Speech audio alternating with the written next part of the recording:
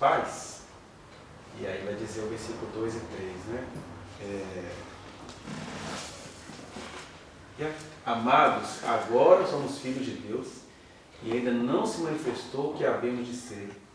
Mas sabemos que quando Ele se manifestar, seremos semelhantes a Ele, porque assim como Ele é, a gente vai vê-lo, né? E aí ele conclui esse pequeno trecho dizendo: e assim mesmo se purifica todo o que nele tem essa esperança, assim como ele é puro. Eu acho legal essa questão aí da paternidade, né? A gente tem no Brasil um ministério chamado que é paternidade, e as pessoas têm essa visão romântica tanto da maternidade quanto da paternidade. Quando eu falo visão romântica, eu não estou criticando essa visão, não. A vida é assim, né? Essa semana eu dei aula sobre o senso comum lá na minha ação de primeiro ano. Aí eu tenho mostrado para eles um monte de imagem que a gente fica iludido com o que a gente vê. Eu recolhi da internet várias imagens muito legais, né? Você acha que é o rosto de uma mulher quando você vai ver uma floresta. E aí a vida é feita dessas coisas, né? Por exemplo, o fato da gente ver que o sol parece nascer ali, parece se pôr ali, não anula o fato científico de que o sol não nasce nem se põe.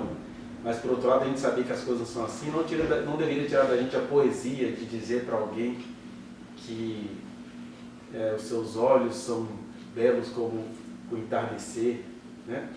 Porque você está no planetinha rodando em torno do Sol, em torno de si mesmo, e você tem essas impressões. Então, quando eu falo aqui desses conceitos românticos de pai e mãe, é que nós somos crianças cósmicas mesmo, então a gente está sempre procurando, né? E tem esse ministério lá da paternidade, a humanidade precisa de paternidade, blá blá blá, e aí curiosamente esse Ministério da Paternidade não soube cuidar de uma criança que foi molestada aí pelo marido de uma cantora. E o cara, não foi nada grave não, foi só sexo oral.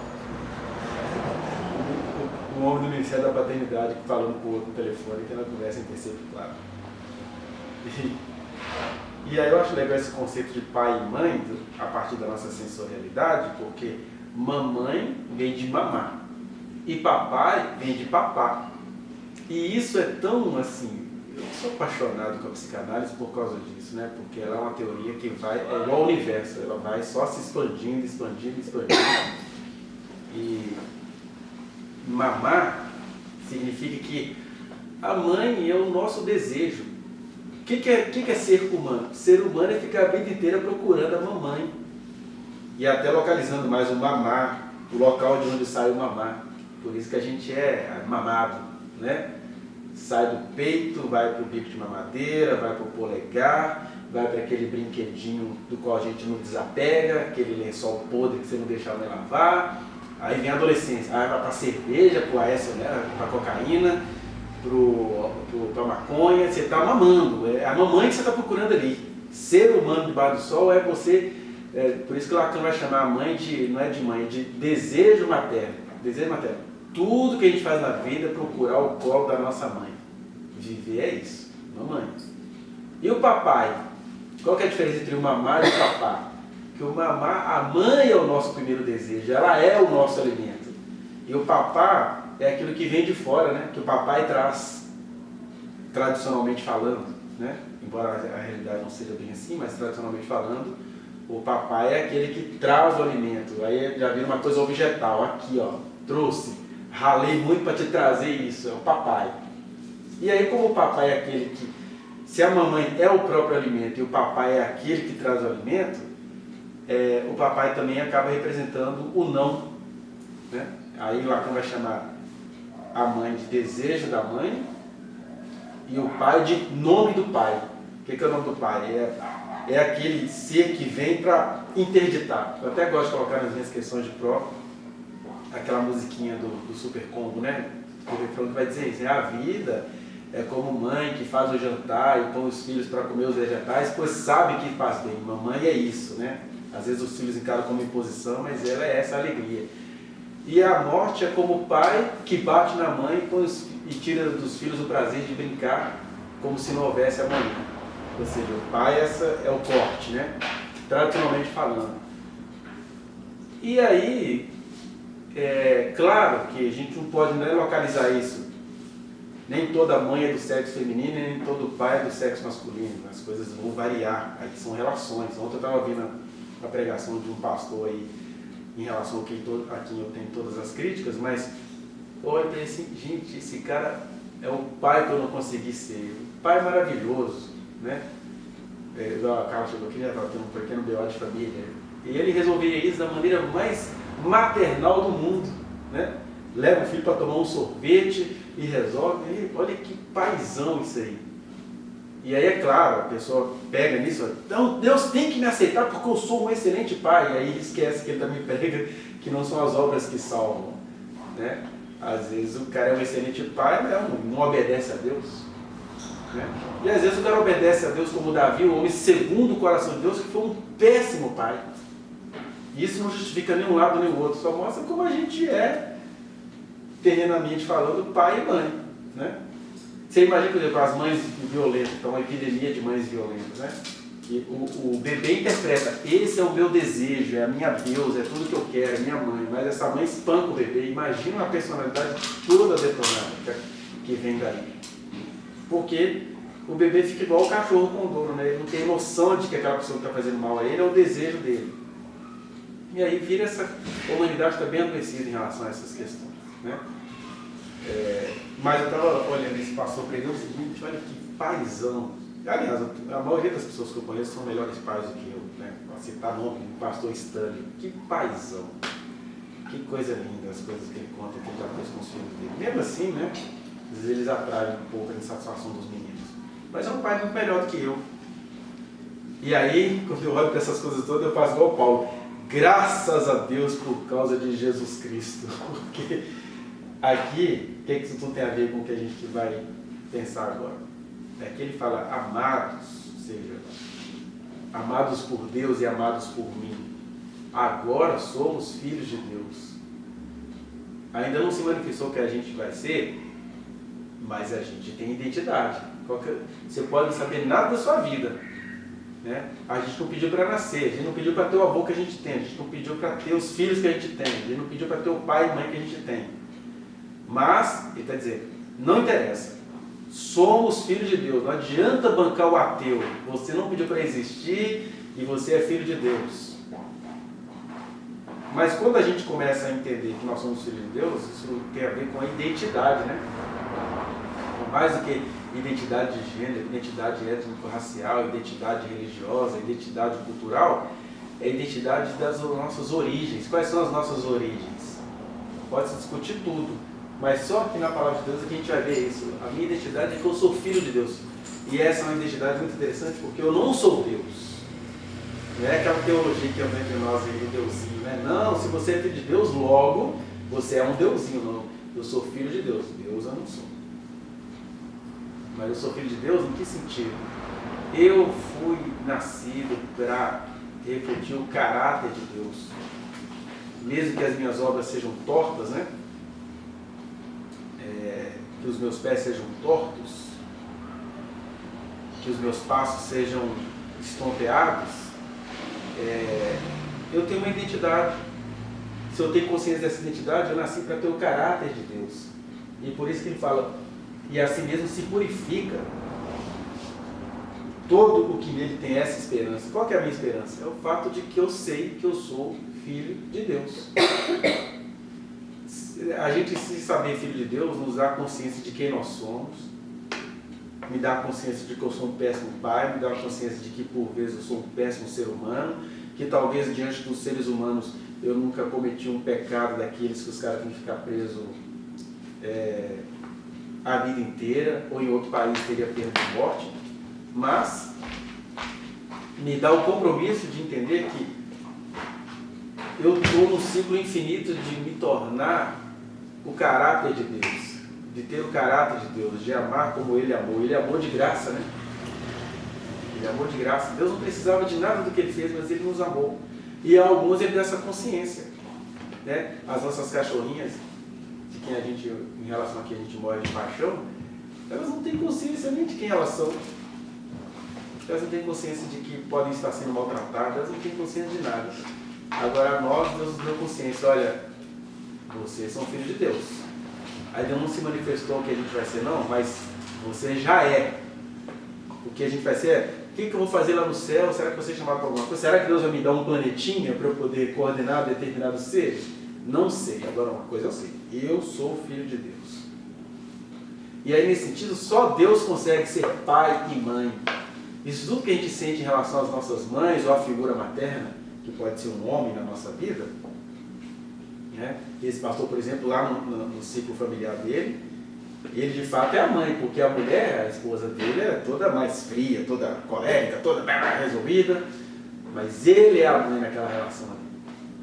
E isso não diminui nada, só me diminui. Eu assim, gente, quando que eu seria um pai com esse cara? Nunca. E é lindo aquilo, é lindo de ver. Não é falsidade. Também não, cara, porque eu tenho muita crítica, mas aqui eu nutro respeito. Você tem que ir respeitando as pessoas naquilo que elas têm que você não tem. E não é transformar isso em inveja. Eu vou botar esse povo para correr. Não, aqui só tem eu. 2 aqui não. Deus não tem 2 profetas no mesmo lugar. Não. É carinho, é respeito.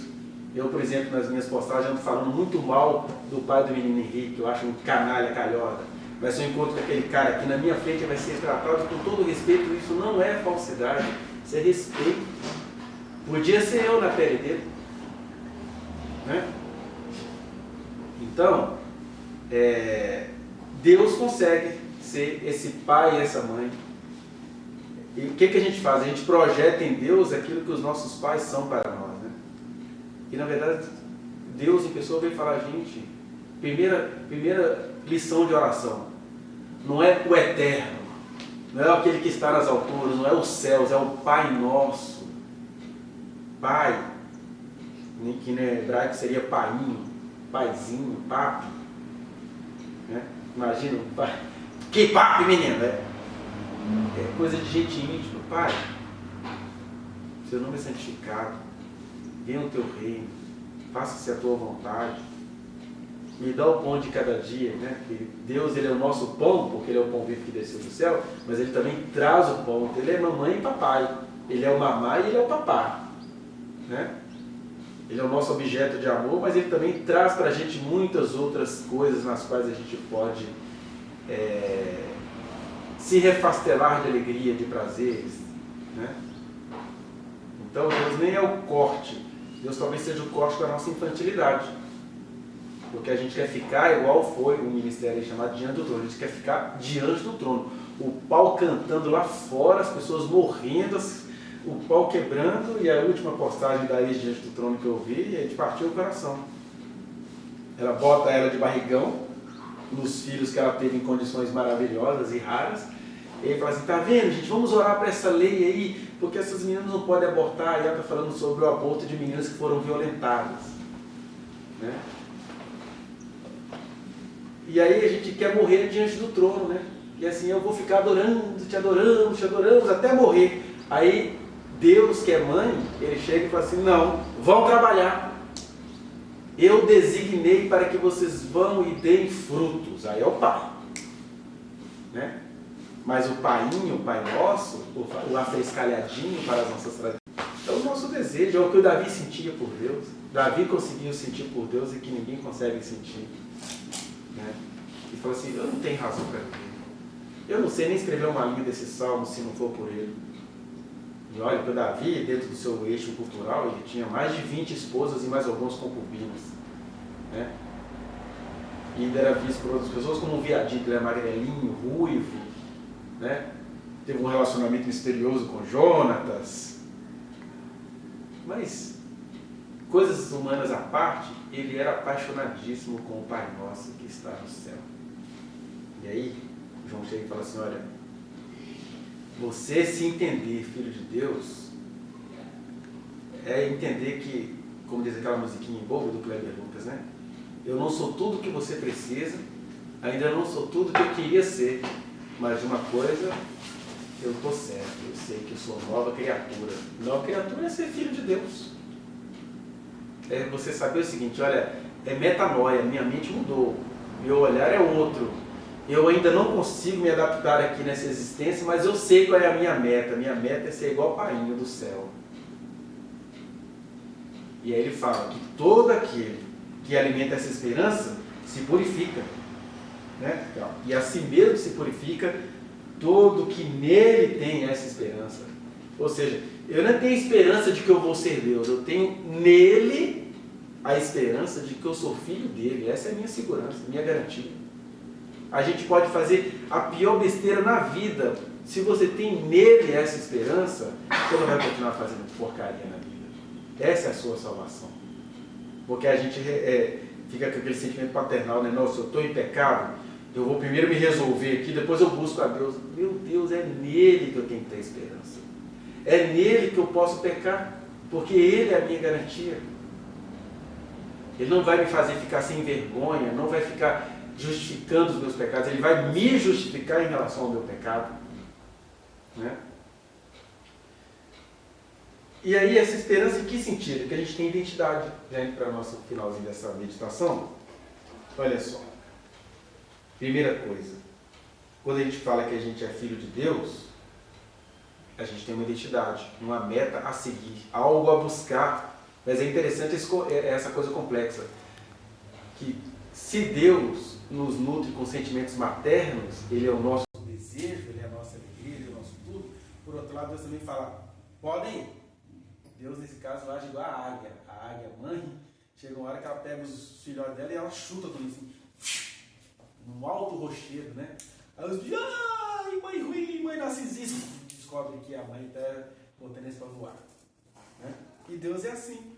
Por isso que em Isaías, que é um livro maternal de Deus para com o seu povo, ele fala, olha, os que esperam no Senhor jamais se cansam, caminham e não se cansam, e se cansam, mas não se fatigam, né? Porque a gente se cansa porque a gente trabalha, mas a gente não fala assim, ai, acabou, vou morrer. E ele fala que renova suas forças como as da águia. Porque esse Deus que é a nossa mãe, que é o nosso desejo, é também o nosso Pai que vai, meu filho, vai viver, vira gente, né? Vira gente, que eu fiz você para ser gente, assim como eu fiz a terra para ser habitada. Eu não fiz a terra para vocês ficarem fazendo dela nem um santuário e nem um santuário capitalista de sair exterminando tudo. Ela foi para ser habitada, para ter comunhão, para você perceber a minha maternidade, a minha paternidade, a minha existência. Então esse primeiro aspecto da nossa identidade é um aspecto até objetivo, que era o que acontecia lá com João. Contra os gnosticistas, porque os gnosticistas pensavam assim, olha, para eu me sentir filho de Deus, eu tenho que ter conhecimento. A gente teve aí essa semana a morte de um gnosticista, né? Que foi o Daniel Mastral, que é um personagem. Um homem bom, bem intencionado, depressivo, esquizofrênico, medicando a ex-esposa, aquela coisa toda, ele morreu. Mas ele tinha um conhecimento muito triste, porque é uma coisa tão profunda e que na verdade não é uma coisa profunda, é uma coisa que te afunda. Você vai lendo, você vai ficando com medo da realidade, aí você conhece as coisas profundas de Satanás, quando você vê, você está em densas trevas e não conheceu nada de Deus. E a história dele foi até meio trágica nesse sentido, que ele escreveu tanto sobre as coisas profundas de Satanás, que ele se foi assim, né? E aí eu passei tantos dados para a jornalista esse final de semana, que ela falou assim, pelo amor de Deus, escreve um livro sobre isso até fevereiro, que ela falou que vai entrar em contato comigo, para a gente publicar um livro, que ela vai documentar, lá. Não sei se é esse o meu chamado, não. Mas eu estava fundamentando o porquê da reportagem dela, né? Eu te dou os fundamentos cristãos do que tem de errado na doutrina do Daniel Mastral. Que é um cara bem intencionado, um homem amoroso, mas ele carregava essa questão que está no apóstolo João, dos gnosticistas. O que o gnosticista falava? Como é que é a minha relação com Deus? Eu preciso me disciplinar, eu preciso me negar, eu não quero contato com ninguém, eu vou para o monastério, eu tenho que penalizar o meu corpo, porque é só assim que eu vou encontrar a purificação. Né? Aí tinha na mesma época os hedonistas. Eu quero encontrar com Deus, então eu vou me entregar a todos os prazeres, que assim eu vou encontrar com a morte mais rápido e vou para Deus. Seria o hedonismo falando de maneira bem grotesca. Só que a gente tem também os calvinistas, né? Que dizem assim, olha, Deus tem os seus escolhidos. Como é que você sabe que você é escolhido? Você tem que ser um homem de família. Você tem que ter vários filhos para poder colocá-los para trabalhar, um empreendimento, porque qual é o sinal dos escolhidos? É o trabalho, é a propriedade e é a tradição. E aí já teve até movimento histórico no Brasil sobre isso, né? Família, terra e propriedade. Né? Que até hoje tem esse pessoal aí que mistura isso com o evangelho. A ponto de isso despertar a curiosidade de um sociólogo, né? Peraí, deixa eu ver aqui qual é a do capitalismo estadunidense. Ele descobre que o estadunidense ele não estava buscando lucro. Ele só estava com medo de ir para o inferno. Aí, para não ir para o inferno, eles trabalharam muito, os pais educavam os filhos de maneira muito rigorosa, a mãe era uma serva de Deus dentro de casa que fazia os meninos trabalhar, os meninos não ganhavam dinheiro porque o pai era autoridade, então eles tinham que trabalhar de graça para o pai ter um empreendimento, não da família. E aí, lá na frente, o que acontecia? Todo mundo prosperava. Aí o Marcos Weber falou assim, tá vendo? Ele escreveu um livro que tem mais anotações do que capítulos, né? Que é a Ética Protestante e Espíritos do Capitalismo. Quer dizer, eles tinham uma ética, eles não estavam procurando lucro, mas acabaram encontrando lucro. Qual que é a ética? Vamos nos esforçar pelo Senhor, porque se eu sou salvo, o sinal da minha salvação é que eu sou um cara esforçado, eu vou empreender, eu vou correr atrás. E aí, nem encontraram salvação, né? Porque o pai que faz os filhos trabalharem para ele de graça, esse cara não tem o caráter de Deus, mas tem toda uma tradição de autoridade. Né? Não, pai, a gente pedia bênção, a gente tinha medo do nosso pai. Infelizmente, né, a gente já vai aprendendo isso, às vezes a educação precisa de medo. Mas não deveria ser, não deveria ser um desejo 100% das pessoas. Né? Às vezes é isso. Tem hora que você tem que. É no apito, é no grito, que são os momentos paternos que você tem que cumprir nos seus papéis sociais. Mas Deus não, gente.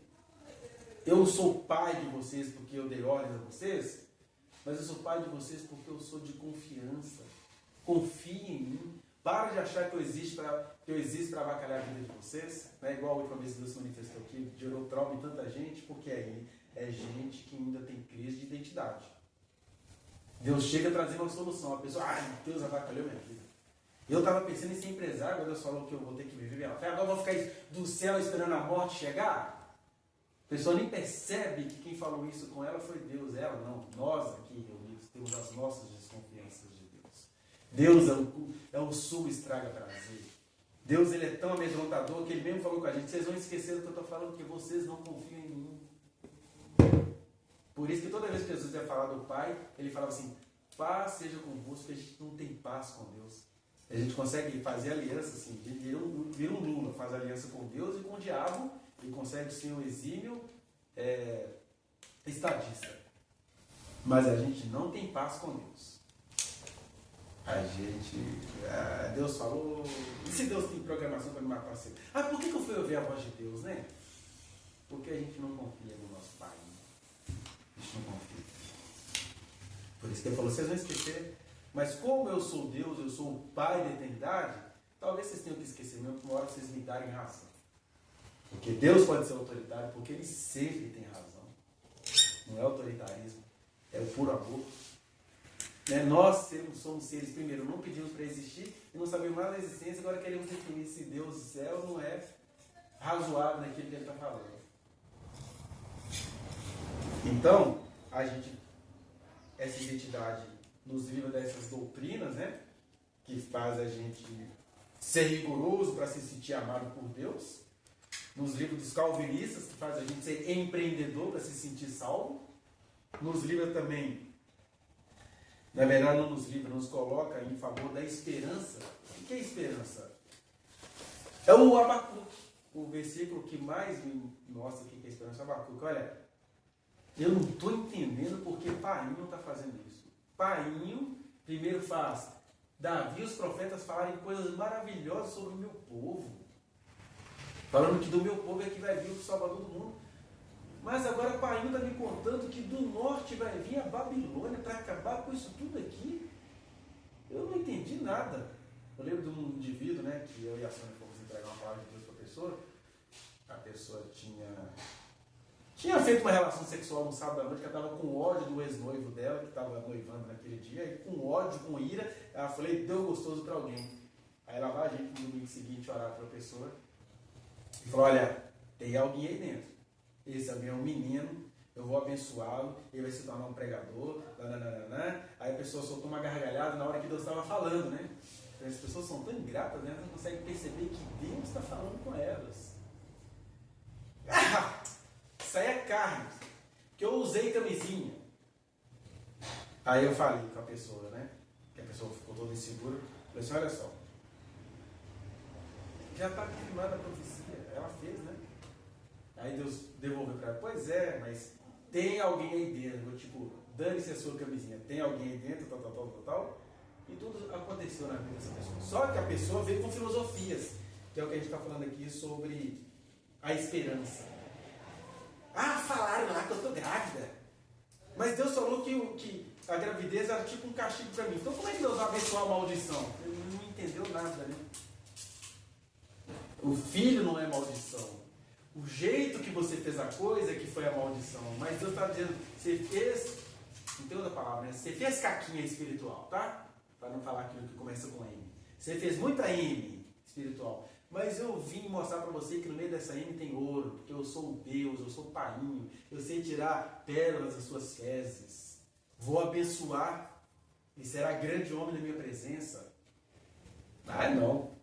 E aí Deus falou com ela, pois é, você não vai aceitar isso, você vai tentar tirar a sua vida, vai acontecer isso, e foi tudo que a pessoa tentou fazer. Mas amém. O menino está aí, quase da idade da Brenda, acho que alguns meses mais novo que a Brenda, uma bênção pregando. Porque aí a gente deveria ter essa esperança nele, mas a gente já pensa assim, ai, Deus não põe filho para falar assim com o pai. Deus não abençoa a maldição. Deus não destrói família. Ah, Deus não destrói casamento. Gente, joga a filosofia fora. Joga a sua ética embora. Porque se Deus é amor, eu preciso comparar Deus com mais o quê? Por isso que Deus, que é todo amor, falou a Abraão, vá lá para o Monte Moriá e me dá o seu filho. Porque Abraão confiava em pai. Abraão confiava em pai. Para as nossas psicologias, ele poderia ser doido. Esse cara é doido, vem com esse papo de que Deus pediu o filho dele? Não, ele sabia que ele estava falando com ele. Ele sabia que estava falando com ele. E aí quando o filho pergunta, pai, vai rolar um sacrifício, né? Mas cadê o cordeiro para o holocausto? Ah, meu filho, Deus proverá o cordeiro. Deus proverá para si um cordeiro para o holocausto. Então Abraão tinha essa esperança. Tanto é que chegou lá na hora. Esperança é isso. Ele não falou nada, deve ser para isso, né? E aí, Abraão não gostava do Isaac, não. Olha, não vamos avaliar as pessoas, não. Porque, amados, agora somos filhos de Deus. Deus deveria ser o nosso único prazer. Porque é em Cristo ou em Deus que Isaac nasceu. A gente acha que Isaac nasceu lá atrás, quando Abraão estava com o pinto murcho de 100 anos. Não, Isaac nasceu, foi ali. Abraão, o meu único desejo, o seu único desejo sou eu. Abraão, isso vai ser contado a todas as famílias da terra, Abraão. Porque você não me trocou nem pelo seu filho. Porque que mamãe que recebe promessa de Deus faz em relação ao filho? Não, é promessa de Deus. Ai, ele que me deu. Ninguém tasca. Não tem esperança em Deus. Não tem. Agora Abraão não. Abraão pode ser acusado por nós como um cara que não gostava tanto assim de Isaac. Mas não é isso não. É só porque ele amava o Senhor mesmo. E ali o Isaac nasceu. Então, todo que tem essa esperança, esse que é o método. Qual que é o método? Na medida em que eu tenho essa esperança, que eu sei quem Ele é, que eu confio nele, que eu espero nele, eu vou me purificando. A gente acha que essas palavras não é coisa para novo convertido, né? A gente pode ficar 50 anos na presença de Deus, que a gente vai estar aprendendo isso. Quer dizer que a minha purificação é ter Deus como o único desejo da minha vida. Vai ser esquisito, tão esquisito de ser acusado de falta de amor pelo filho, ou de autismo, ou de TDAH, ou de alucinação. E aí, para finalizar, quando a gente vai confiando em Deus, a gente vai desenvolvendo essa confiança, né? Essa esperança, ela alimenta a nossa confiança, e a confiança vai alimentando essa esperança. E é isso que vai fazendo a gente cada vez mais pecar menos. Não é praticar menos pecado, mas é ter uma ética menos pecaminosa. Porque às vezes a gente não peca no sentido das obras, não. Por exemplo, eu posso ter um orgulho pessoal. eu tenho um pensamento tão liberal sobre droga de adicção e tal, mas eu sei que a vida é assim, viver se drogar. Por que a Babilônia vai ser destruída? Por causa das suas muitas feitiçarias. Sejam feitiçarias concretas, né? Dos princípios ativos aí, das drogas legalizadas ou não. Seja as feitiçarias religiosas. Gente, eu nem vou naquele curso, né? Porque não tem nenhuma oraçãozinha pra gente dar uma caidinha lá. A gente é todo enfeitiçado. Né? Aí eu posso pensar assim, nossa, eu nunca me envolvi. Eu falo com os alunos às vezes, gente, eu estou falando aqui de maconha e tudo, mas eu nunca pus um negócio de maconha. Eu fui aprender o que era maconha dando aula à noite. Esse cheiro aí de bosta de vaca, inclusive, que é isso é maconha, estou fumando aí embaixo. Né? Mas isso é só uma prática concreta que eu não pratico. Aí ele está dizendo assim, não é o que você faz, é o que você é. Qual é a ética que você tem diante de Deus? Porque na medida que você tem confiança em Deus, você tem esperança em Deus. Na medida que você tem esperança em Deus, você está se purificando. Mesmo que você tenha questões pessoais que não vão ser resolvidas nem na hora da morte. Seja como for, nesse Dia dos Pais a gente tem que lembrar disso. A gente tem que ter identidade. E qual que é a identidade? É pensar como Leleco? É pensar como o Kevin? É pensar como a Priscila? É pensar como a Carla, pensar como a Sônia, a Brenda, a Kevin? Não. Identidade é você desenvolver intimidade com Deus. Com o nosso paiinho, que é também a nossa maninha. Deus não binário, para escândalo dos que ficam localizando aí masculino e feminino. Claro que no tempo e espaço a gente precisa desses critérios, masculino, feminino. Tem que ter um contínuo ali, né? Agora, Deus está nem com essas coisas. Ele só quer que a gente confie nele. Que a gente não se afaste, né? Igual ele fala, para que a gente não fique... é importante demais isso. Isso, filhinhos, agora pois permanecer nele, para que quando eles manifestar, tenhamos confiança e dele não nos afastemos envergonhados. Não sei isso. Obrigado. Não é coisa. Viu? Porque quando a gente confia nele, a gente não se afasta envergonhado. Porque a gente fica se considerando não merecedor, né? A gente faz igual Israel no deserto. Moisés, fica você e Deus aí mesmo? Esse negócio de trovão, raio, é assustador, né? É constrangedor. Aí todo mundo se afasta envergonhado. Fica só você e Moisés, ó. Deus fala com você e você fala com a gente. É melhor assim, Moisés, beleza? Beleza? Esse negócio de viver com raio e trovão todo dia não dá certo, não. É comprometedor, né? E aí, se eles fizeram aquilo com raios, trovões e tudo, o que a gente não faz hoje com coisa muito menor? Basta estar pegando no meio do culto e alguém começar, meu servo! Nossa, é constrangedor, velho. Não, Deus não pode fazer isso. Ó, tira. E você quer afastar ele envergonhado. Não confia em Deus. Não confia. Mas que o Senhor seja o nosso Pai, que o Senhor seja o nosso amigo, né? Aquelas experiências que você já teve. Eu não acredito que Deus está aqui perto de mim. É como se ele fosse o coleguinha ali do futebol. Eu estou cravando o prato e está sentado ali. É isso que Deus quer fazer. Isso não é alucinação. É tão absurdo que a gente acha que é alucinação. Não confia, velho. Que era assim que ele se relacionava com Abraão. E quando ele fez o pedido a Abraão não se confundiu, não. Ele sabia quem estava pedindo. E é claro, Deus não vai repetir uma experiência dessa com mais ninguém. Ele dá a quem lhe apraz. Ele repete outras experiências absurdas. Eu e a Sônia já tivemos uma experiência absurda de casal com ele durante toda uma gestação. Porque ele é pai. Então assim, você não confia no Zema? Você não confia no Pablo Marçal? Fala um monte de gororó idiota, mas você acha que o que ele fala é bonitinho? Então por que você não vai confiar em mim? Vai confiar em mim, sim. Morra de raiva, mas morrendo de raiva talvez você vai confiar em mim. Eu sou melhor que o Pablo Marçal. Gente, não tenho a menor afeição com o Pablo Marçal, mas eu estou vendo que ele é muito querido pelas nossas faltas de sabedoria. Pode virar um prefeito de São Paulo com o gogó que ele tem. Né? Mas aí, isso aqui está todo confia em Pablo Marçal, confia em Bolsonaro. Como é que não vão confiar em Deus? Aí é quando a gente pega esse texto da gente confiar e lembra do texto lá do final. Deus não terá ninguém por inocente. Porque quem confia em Bolsonaro consegue confiar em Deus. Quem confia no próprio tóxico, quem confia no esforço que faz para manter um prazerzinho pessoal, consegue confiar em Deus. Ele não terá ninguém por inocente. Claro, cada um dará conta de si mesmo a Deus.